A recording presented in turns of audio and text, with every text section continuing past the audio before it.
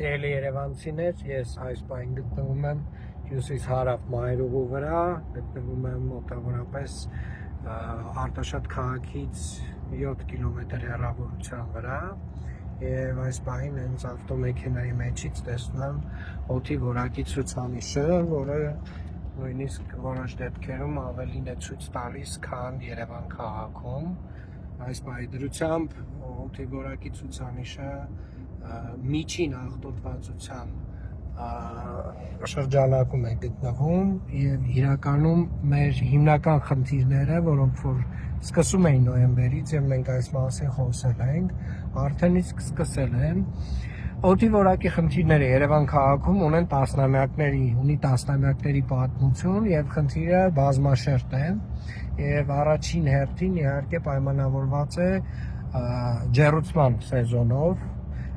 Այս մի քանի օրը նաև պայմանավորված է որոշակի հրդեհներով, որոնք որ տեղի են ունենում Հայաստանի Հանրապետության տարբեր հատվածներում, բայց ամենակարևոր և ամենաբարդ հատվածը իհարկե մեր աշխարհագրական դիրքն է և Արարատյան գոգավորության հատվածում կուտակվող և չշարժվող օդը։ Եվ մենք շուտով կխոսենք նաև, թե ինչեր է պատրաստվում անել Երևանի քաղաքապետարանը,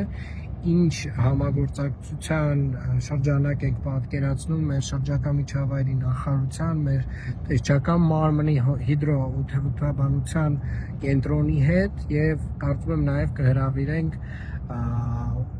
տարբեր մարդկանց, երևանցիների, ում հուզում է հարցը, ով հետաքրքրված է խնդրով և նաև կտեղեկացնենք, թե ինչ գործընթացներ են տեղի ունենում այդ առումով։ Շնորհակալ եմ։